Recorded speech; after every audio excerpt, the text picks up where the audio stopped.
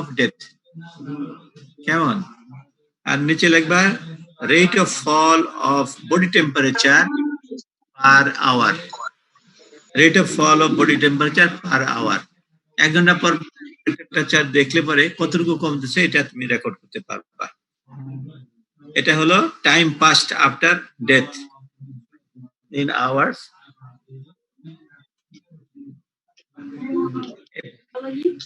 Next one, এটার পরে ছেড়ে দাও। এটার পরে postmortem caloricity. What is postmortem caloricity? CALORICITY, caloricity. Calorie তো বুঝো না, calorie. Postmortem caloricity. Postmortem rise of temperature in certain cases is known as postmortem caloricity. Dead body মারা গেছে কিন্তু তার বডি ঠান্ডা হচ্ছে না, আরো বডির টেম্পারেচার বাড়তেছে, এটার নাম হলো পোস্টমর্টেম ক্যালোরিসিটি। কেমন? কখন হয় এগুলো? শরীর ঠান্ডা আবার বলেন পোস্টমর্টেম রাইজ অফ ক্যালোরিসিটি। জানালা লক খুলতে বেশ করে লাগে না, আর এখানে মিস্ত্রি কোনটা বলতেছ? হ্যাঁ বলো কোনটা? এখন আরেকটা হেডিং এ গেলাম আমরা।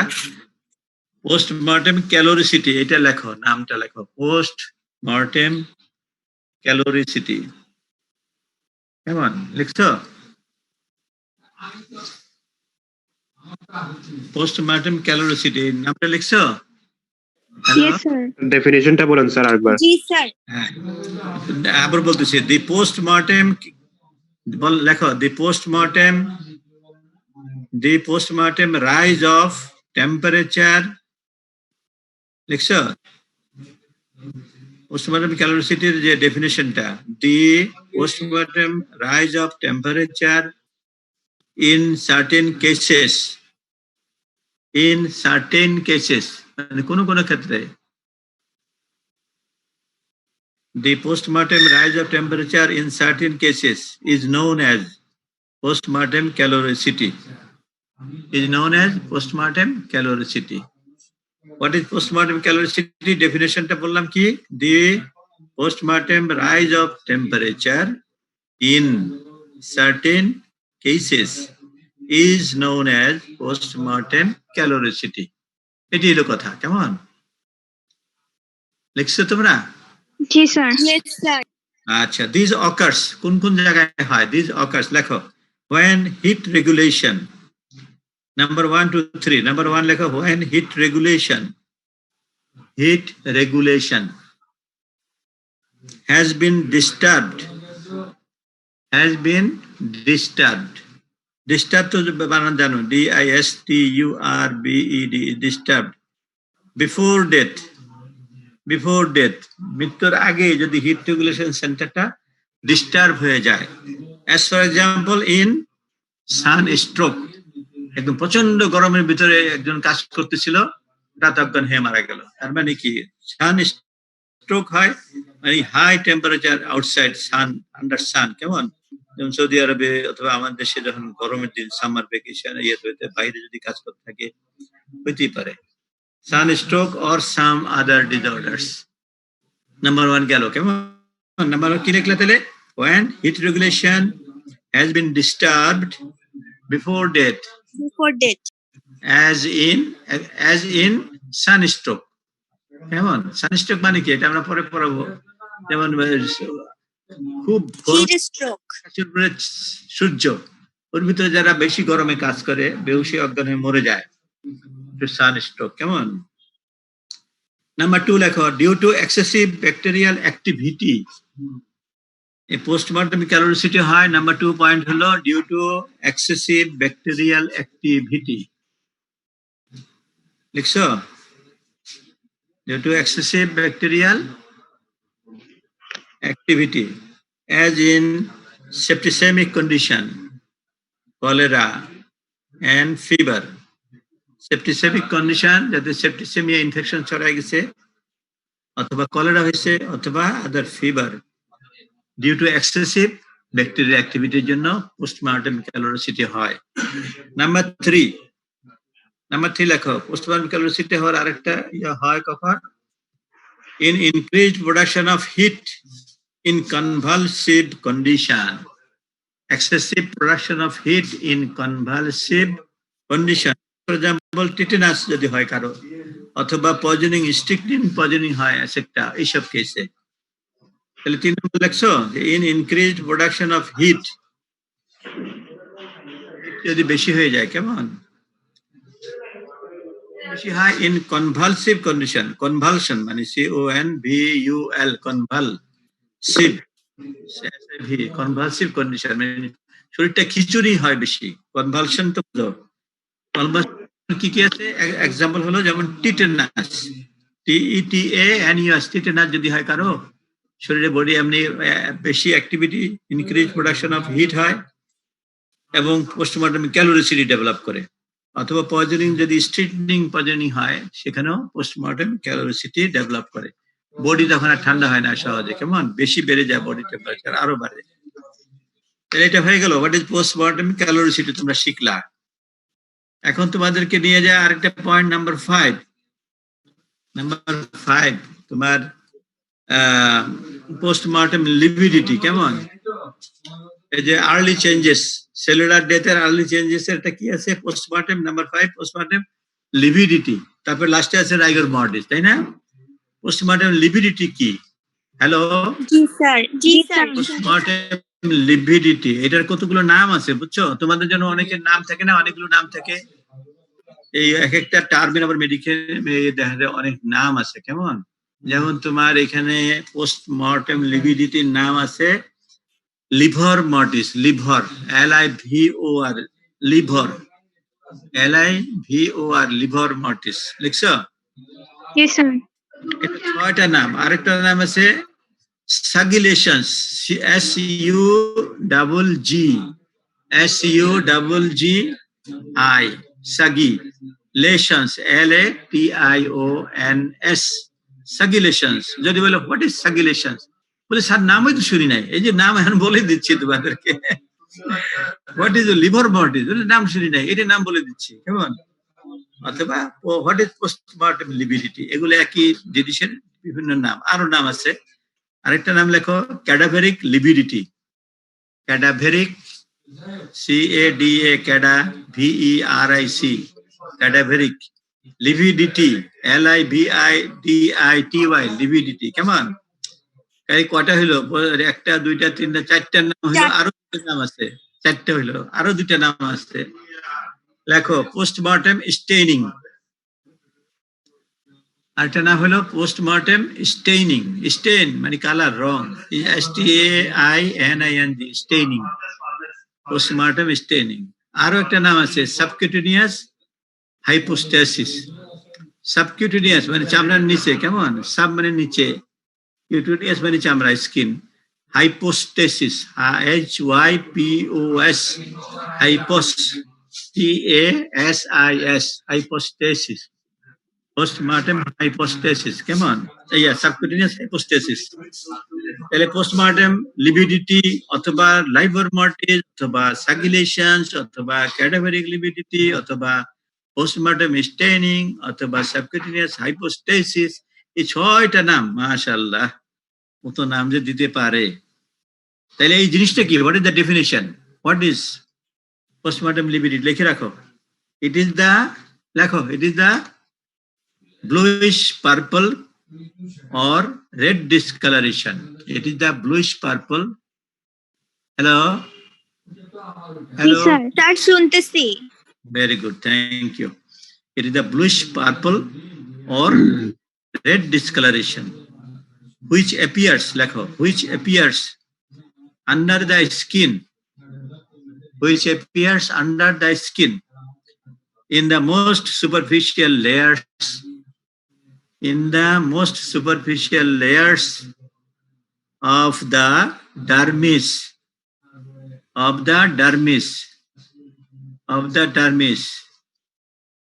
লিখছো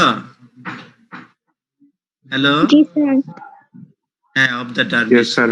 of the dependent parts of the dermis তারপর লেখা of the dependent parts of the body of the dependent parts মানে যেটা নিচে থাকে যে পার্ট গুলো শরীরে ডেড বডি যেটা নিচে লেগে থাকে, of the dependent parts of the body after death. লিখছো, the body after death, due to capillovenous distension, due to capillary তো বুঝো, CAPILLO, capillo মানে ক্যাপিলারি, capillovenous মানে ছোট ছোট ভেন গুলো, ভেনাস, VONOUS, ভেনাস ডিস্টেনশন, এই ডিস্টেনশন হওয়ার কারণে তোমার পোস্টমর্টেম লিভিডিটি ডেভেলপ করে, ডিসকালারেশন কি হয়, রেড ডিসকালারেশন অথবা ব্লুইশ পার্পল কালার ডেভেলপ করে। কেমন? What is the mechanism of formation of this postmortem lividity? এটা কিভাবে মেকানিজমটা? হ্যালো, শোনা যায়? জি স্যার। জি স্যার। যাচ্ছে sir.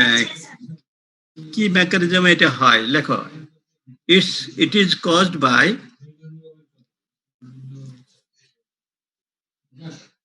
is caused by the stoppage of circulation. মরে গেলে তো সার্কুলেশন বন্ধ হয়ে যায়। Stoppage of circulation, the stagnation of blood in the blood vessels. Stagnation, STAG, NATION, stagnation মানে কোনো স্রোত বা ফ্লো থাকে না। কেমন? Stagnation of blood in the blood vessels and its tendency to sink মানে এটা স্থির হয়ে নিচের দিকে তলায় থাকতে চায়। Its tendency to sink, sink, by force of gravity. Force of gravity কি? পৃথিবীর যত জিনিসগুলো চলবে সব নিচের দিকে পড়ে যায়, তাই না? Force of gravity শেষ। তারপরে the blood tends to accumulate, লেখো, the blood tends to accumulate. Hello, জি স্যার, শুনতেছি। স্যার শোনাচ্ছে। হ্যাঁ, the blood tends to accumulate in the subcutaneous tissue,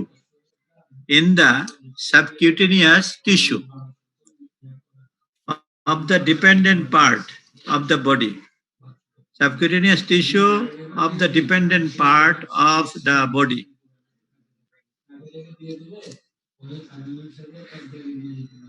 লিখছো, dependent part of the body. এই ব্লাডটা এক জায়গায় স্থির হয়ে থাকতে চায়, এটা যত মানে ডেড বডিটা সব নিচের দিকে চলে যায় ব্লাড। কেমন? Dependent part of the body. এটা চিট হয়ে থাকলে লোকটা ব্লাড গুলোর কোথায় চলে যাবে? পিঠের দিকে চলে যাবে, তাই না? যদি ফাঁসি দিয়ে ঝুলতে থাকে তাহলে এটা পায়ের দিকে চলে যাবে। যদি পানিতে ডুবে উবুর হয়ে থাকে, মুখ নিচের দিকে থাকে, তাহলে এটা পেটের দিকে, মুখের দিকে, এই দিকে চলে যাবে। আর যদি এটা চিট হয়ে থাকে, পিঠের দিকে যাবে। Hello, filling of these vessels গুলো যখন এই ব্লাডে এরকম ভরে যায়, produces purple color to the adjacent skin. Filling of these vessels, এই যে ছোট ছোট ভেসেল গুলো যেগুলো স্কিনের কন্ট্যাক্টে, কেমন, যখন পরিপূর্ণ হয়ে যায় ব্লাডে, এটা ডিপেন্ডেন্ট পার্টে থাকে, তখন একটা produces a bluish purple color. Purple colour বা রেড ডিসকালারেশন ডেভেলপ করে তখন যেটা টু দ্য অ্যাডজেসেন্ট স্কিন, এই যে পাশের সাথে যে skin. Feeling of the this vessels থেকে একটু আবার বলেন। Feeling of this vessels produce a bluish purple colour. Feeling of this vessels produces a bluish purple color to the adjacent skin. লেখা হয়েছে? Yes sir. Yes sir. Produces a bluish purple color to the adjacent skin. ভেসেলের সাথে adjacent লেগে আছে skin, এটা এরকম colour develop করে। এটি আর কি তোমার এই পোস্টমর্টেম লিভিডিটি বা hypostasis, subcutaneous hypostasis, postmortem staining, liver mortis, sagulations, cadaveric lividity, যে শব্দগুলো এগুলো, এই মেকানিজম এইটাই। এরপর আরেকটা টার্ম আছে, সেটা লেখো, fixation of post-mortem straining. Fixation, FIXA, ফিক্সে, TION, fixation of post-mortem straining. লিখছো? ফিক্সেশন, এটা লেখো। When coagulations in the capillaries take place, যখন ক্যাপিলারির ভিতরে ব্লাডটা কোয়াগুলেটেড হয়ে যায়, জমাটবদ্ধ হয়ে যায় ডেড বডিতে, the stain, মানে এই যে একটা তার কালারটা, তাই না, stain becomes permanent, which is known as staining। তাহলে এটা যখন কোয়াগুলেশন হয়ে যায় ব্লাডটা, তখন যে স্টেইনটা ডেভেলপ করে, ওইটা কি বলতে হয় fixation of the postmortem staining. কেমন? কোয়াগুলেশনটার উপর নির্ভর করে। কোয়াগুলেশন হইলেই ওইটাকে বলা হয় ফিক্সেশন, মানে এটা ফিক্সড হয়ে গেল। কোয়াগুলেট হয়ে মানে কি, এক জায়গায় ফিক্সড হয়ে গেল। স্টেনিং লেখো, স্টেনিং বিগিনস টু অ্যাপিয়ার, লেখো, staining begins to appear within an hour after death. Staining, এই যে পোস্টমর্টম স্টেনিং, কেমন, এটা appears within an hour after, and fixation occurs usually, fixation of postmortem staining usually occurs in 6 to 12 hours or more। কেমন? স্টেনিংটা আগে হয়, কিন্তু fixation of the staining, postmortem স্টেনিংটা হয় আরো পরে, 6 to 8 hours or more। Staining, লিখছো? Staining begins to appear within an hour after death। Hello? G sir. জি sir. Within an hour after death. Staining begins to appear within an hour after death, and fixation of staining usually occurs in 6 to 12 hours or more। আচ্ছা, তাহলে আমরা factors related to postmortem hypostasis। Postmortem, যে আমরা subcutaneous hypostasis বলছি না, post-mortem লিভিডিটি বললাম, এটা কতগুলো ফ্যাক্টর আছে, কেমন, কতগুলো ফ্যাক্টর গুলো লেখো। The extent and distribution of postmortem lividity depends on the extent and distribution of postmortem lividity depends on, এটা আলোচনা করে যাই, তোমরা সব লিখলে তো লিখেই ফেলো, না লিখলে বুঝতে হবে, কেমন। নাম্বার হলো ডিপেন্ডস অন, কতগুলো ফ্যাক্টর উপর ডিপেন্ড করে। The volume of, number one, the volume of blood in circulation at the time of death। ডেথের সময় তার ভলিউম অফ ব্লাড কি ছিল শরীরে, কেমন, সেটার উপর নির্ভর করবে তার পোস্টমর্টম লিভিডিটি অথবা পোস্টমর্টম স্টেনিং অথবা হাইপোস্টেসিস, পোস্টমর্টম হাইপোস্টেসিস, কেমন, volume of blood এর উপর নির্ভর করে in circulation, volume of blood in the circulation at the time of death। Number two লেখো, the length of time that the blood remains fluid after death। The length of time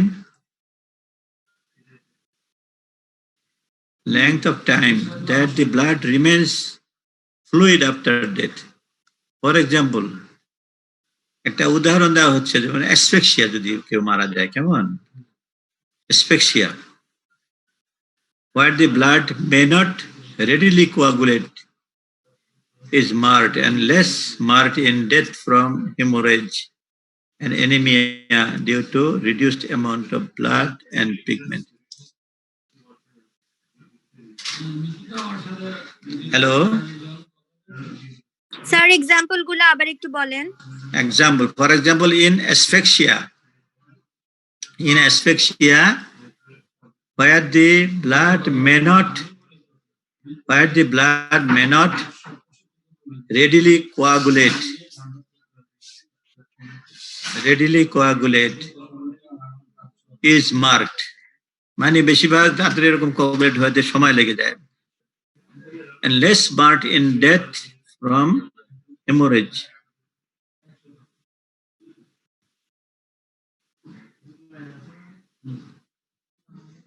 Less marked is death from hemorrhage। কিন্তু আরেকটা, haemorrhage থেকে যদি death হয়, মনে করো gunshot injury, এই যে পুলিশ লিয়াকত যে গুলি করলো, তাই না, মেজর সিনহাকে, লেস মার্ট, এখানে তাড়াতাড়ি হেমোরেজ হয়ে গেলে গিয়ে তোমার পোস্টমর্টম স্টেনিংটা করার কোনো সুযোগ পায় না, বুঝছো? Least marked in death from haemorrhage, কারণ হেমোরেজে ব্লাড তো বেরিয়ে গেছে, ব্লাড তো আর স্ট্যাটিক হয়ে থাকে, ক্লট হতে পারছে না। আচ্ছা, তোমার পোস্টমর্টম হাইপোস্টেসিস যেটা বা এই পোস্টমর্টম লিবিডিটি তখন তুমি না। অ্যান্ড ফ্রম অ্যানিমিয়া যদি কেউ মারা যায় due to reduced amount of blood pigment, amount of blood তো কম, সেখানেও স্টেনিংটা অত ডেভেলপ করবে না, বুঝছো? নাম্বার 3 লেখো, position of the body. Number 3, position of the body. If a body lying on its back, যদি একটা ডেড বডি তার পিঠের দিয়ে নিচের দিকে কেমন মাটির উপরে শোয়ানো, if the body lying on its back, তাহলে তোমার কোথায় হবে পোস্টমর্টম লিবিডিটি বা এই পোস্টমর্টম হাইপোস্টেসিস, তাই না? এটা কোথায় হবে লাইবর মডিসটা? It will first এর মধ্যে হবে। in the neck, shoulders, and then spread over the entire back. Back মানে পিছনের দিকে, পিঠে, with the exception of the parts directly pressed on, that is shoulder blades, buttocks, and heel. Shoulder blade মাটির সাথে চাপা লেগে যাবে, যেমন প্রেসার লাগবে, কেমন শরীরে ওয়েট। তারপরে তোমার বাটক সেখানে এবং হিল আর হিল, বাকি সব জায়গায় ব্লাড যেহেতু নিচের দিকে তার পিঠের দিকে থাকবে, ওখানে তোমার পোস্টমর্টম স্টেনিং বা এই ইয়ে থাকবে, হাইপোস্ট্যাটিসটা দেখতে পাবা, কেমন দেখা যাবে। নেক্সট নাম্বার হচ্ছে 4, if dead body lying face downwards, মনে করো সে মুখটা উবু হয়ে শুয়ে আছে, কেমন face downwards, on it's sides, অথবা তার সাইডে ডান সাইডে বা বাম সাইডে যদি থাকে, তাহলে পোস্টমর্টম যেটা হাইপোস্টেসিস বা এটা ডেভেলপ করবে কোন দিকে? will be on the front of the body, কেমন সামনের দিকে থাকবে। যদি মুখটার চেহারাটা যদি মাটির দিকে, বুক মাটির দিকে থাকে, তাহলে তার হাইপোস্টেসিস মাটির দিকেই হবে, ডিপেন্ডেন্ট পার্ট সেদিকেই হবে।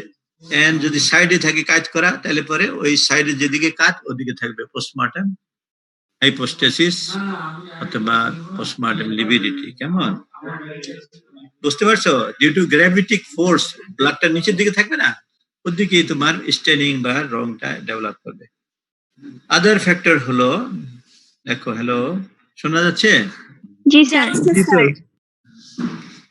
আচ্ছা, a body lying on an very uneven surface will show very irregular straining.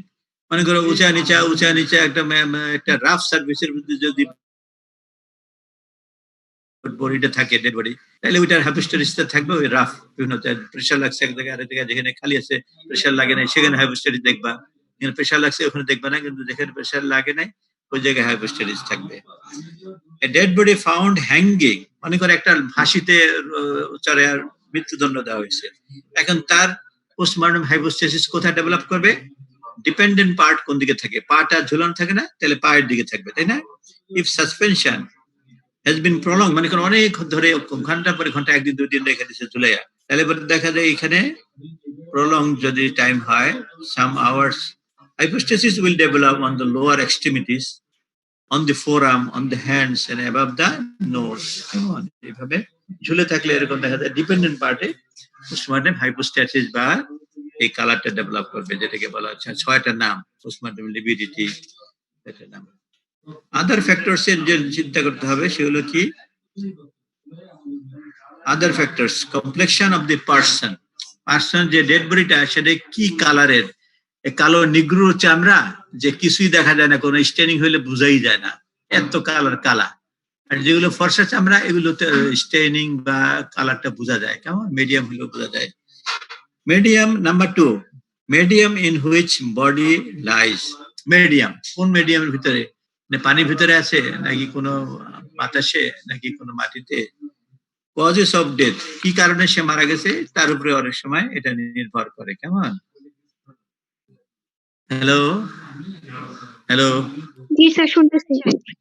What is the medical legal importance of postmortem hypostasis? লেখো, medical legal importance of postmortem hypostasis, অথবা এই এই যেটার 6টা নাম, তাই না? পোস্টমর্টেম লিবিডিটি, লাইভার মর্টিস অথবা সাগুলেশন অথবা ক্যাডাভেরিক লিবিডিটি, তাই না?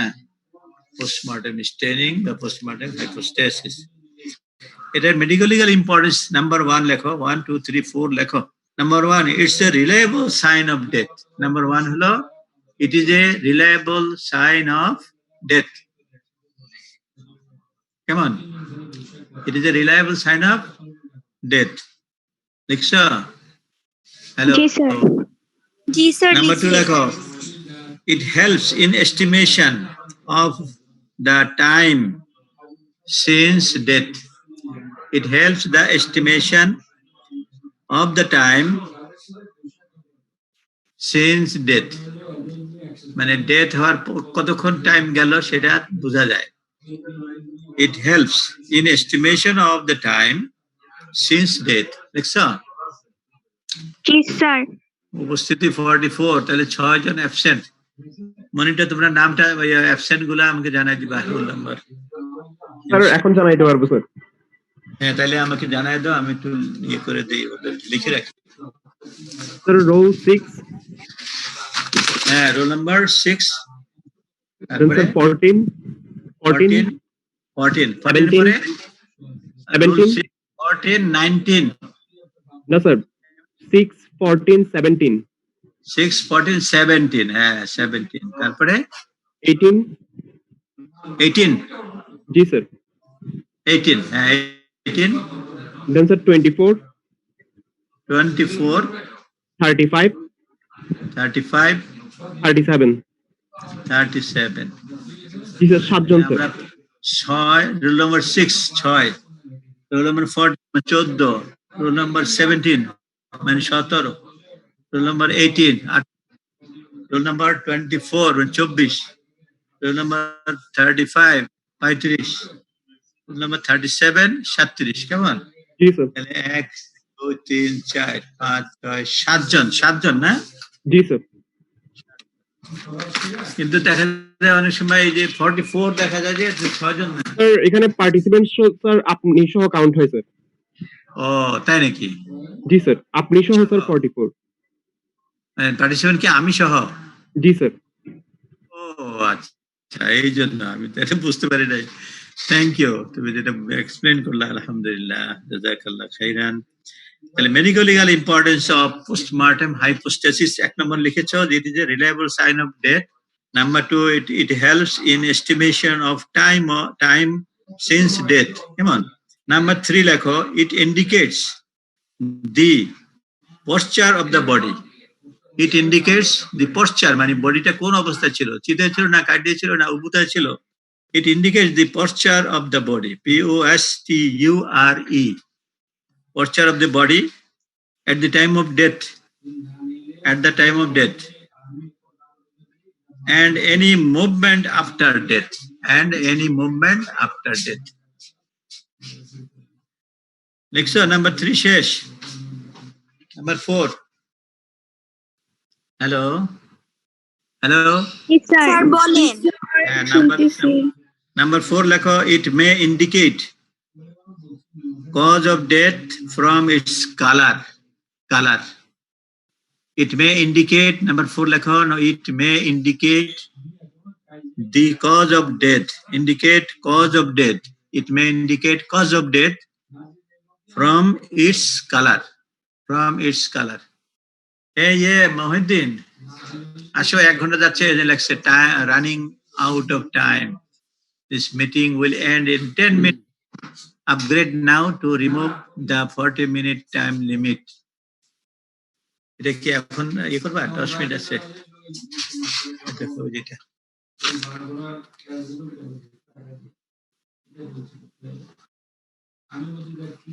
আচ্ছা, 40 মিনিট মানে আমাদের আরো তো একটা ক্লাস, তাই না? হ্যাঁ হ্যাঁ, তোমরা লিখছো তো? জি স্যার। জি স্যার। 4 যেটা, medical legal importance of postmortem hypostasis. It may indicate color, cause of death. It may indicate cause of death from its color. এখন এই কালার গুলো ইম্পর্টেন্ট। এই কালারের ভিতরে দেখো 1 2 3 4 5 6টা কজ অফ ডেথ তুমি লেখো। নাম্বার 1, এই কালার থেকে কিভাবে কজ অফ ডেথ তুমি জানবা? If the colour is bluish অথবা ভায়োলেট অথবা পার্পল, পোস্টমর্টম হাইপোথিসিসের ব্লুইশ কালার যদি পাও, ভায়োলেট অথবা পার্পল পাও, তাহলে কজ অফ ডেথ হলো অ্যাসফিক্সিয়া। কজ অফ ডেথ কি? Asphyxial death. কেমন? Hello hello.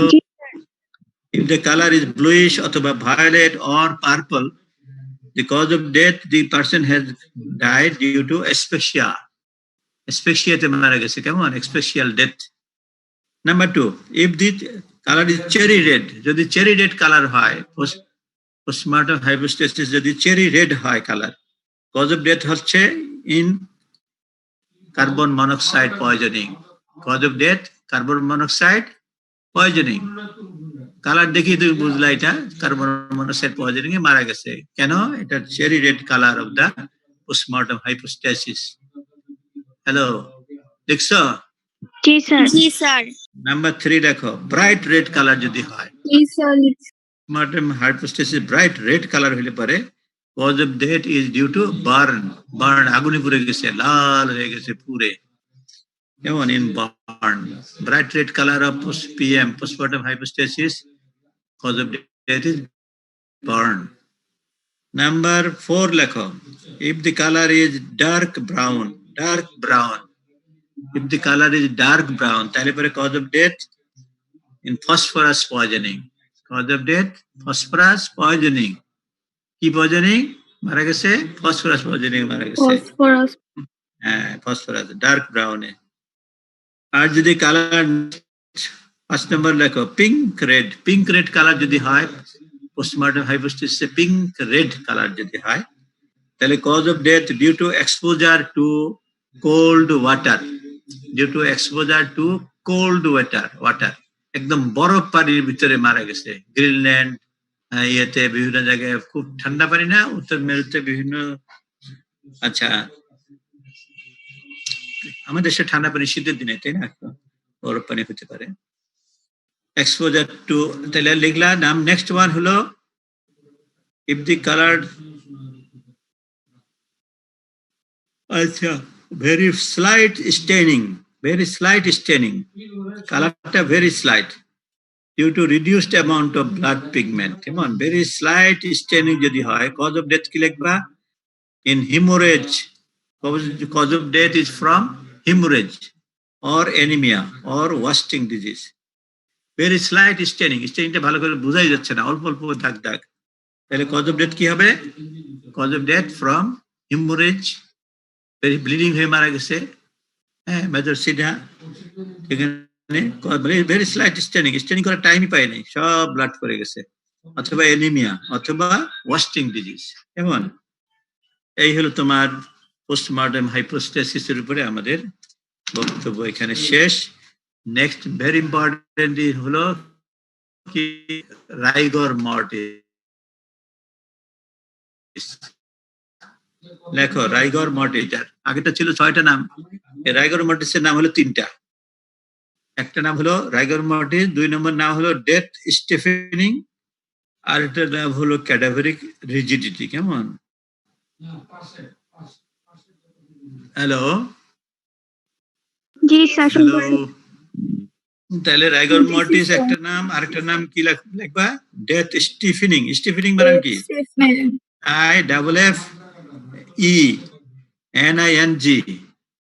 স্টিফেনিং আবার 5 রকমের আছে, সেটা আমরা একটু পরে আসতেছি। কেমন? তাহলে ডেথ আমাদের স্টিফেনিং এর পরে আরেকটা হচ্ছে cadaveric rigidity, CADAVERIC, cadaveric rigidity বুঝতে শক্ত হয়ে যায়, RIGIDITY, রিজিডিটি। কেমন? তাহলে হোয়াট ইজ রাইগর মর্টিস অথবা what is death stiffening, what is cadaveric rigidity? কেমন? যে কোনো একটা শব্দ তুমি বলবে যে না স্যার, আমি তো ক্যাডাভারিক রিজিডিটির নাম আমি শুনি নাই, এই তো নাম শোনাই দিলাম, ডেথ স্টিফেনিং নাম শুনি নাই, এখন তো শুনে গেল, তাই না? তাহলে হোয়াট ইজ দিস? ডিফাইন করো, what is the definition of rigor mortis? Very very important. Rigor mortis প্রত্যেকের জীবনেই হবে, তাই না? মৃত্যু হইলেই তো রাইগর মর্টিস হবে। ডেফিনেশন হচ্ছে রাইগর মর্টিস ইজ দ্য, লেখো, rigor mortis is the state of লিখতেছো? হ্যালো, জি স্যার সি rigor mortis is the state of stiffening of muscle, stiffening of muscle, STIFFENING, stiffening of muscle, MUSCLE, muscle. State of stiffening of the muscle with slight shortening of the muscle fiber, with slight shortening, short হয়ে যায় মাসলটা, স্টিফ হয়ে short হয়ে যায়, slight shortening of muscle fiber, মাসলগুলোর মধ্যে fibre আছে না, তুমি তো অ্যানাটমি পড়ে আসছো। জি স্যার অ্যাক্টিন স্লাইট শর্টেনিং, হ্যাঁ, slight shortening of the muscle fibre. তাহলে কি বললাম definition? rigor mortis is the state of stiffening of muscle with slight shortening of muscle fiber. ঠিক আছে? It is also called, ওই যেটা বললাম, death stiffening অথবা cadaveric rigidity. Individual cell death occur in this stage. এখানে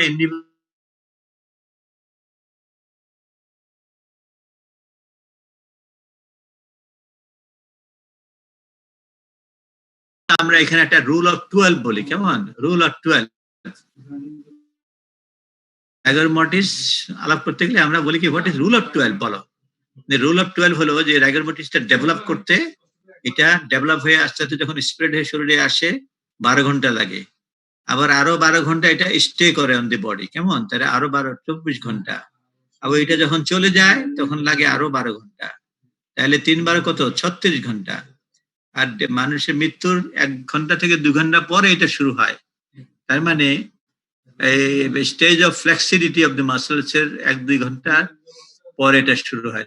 তাহলে এই 3 বার 36 ঘন্টা প্লাস আরো 2 ঘন্টা, 38 ঘন্টা টোটাল। আচ্ছা, যাই হোক, এখানে আমরা বলতে চাচ্ছি যেটা আলোচনা, যে order of appearance of the rigor mortis কোথায় শুরু হয়, এটা আমরা জিজ্ঞেস করি ভাইভাতে অথবা রিটেনে আসে, what is rigor mortis, how it develops, what is rule of 12, কেমন? তোমরা বলতে পারো যে order of the appearance of rigor mortis, all muscle of the body, কেমন? লেখো, all muscle of the body, both voluntary or involuntary muscle are affected. লিখছো? all muscle of the body, hello, G sir শুনতেছি। all muscle of the body, both voluntary muscle and involuntary muscle are affected. So rigor mortis, it first appear, rigor mortis first appear in involuntary muscle, voluntary muscle আগে develop করবে নাকি involuntary? বলবো যে involuntary মাসেলে প্রথম develop করবে। কোথায় develop করবে প্রথম? দি মাইকার্ডিয়াম অফ দ্য হার্ট, হার্টের মাইকার্ডিয়াম আছে না? হ্যালো, জি স্যার জি sir myocardium of the heart. Myocardium becomes rigid in an hour. মানে মৃত্যুর 1 ঘন্টার মধ্যে প্রথম rigor mortis ডেভেলপ করবে মায়োকার্ডিয়াম অফ দ্য হার্ট, ওটা রিজিড হয়ে যাবে, শক্ত হয়ে যাবে, কেমন? Rigid in 1 hour, in an hour, 1 ঘন্টার ভিতরে হবে। It begins in the eyelids. তারপরে কোথায় যাবে? মায়োকার্ডিয়াম থেকে প্রথম হলো, তারপরে সেকেন্ডে চলে যাবে আইলিড।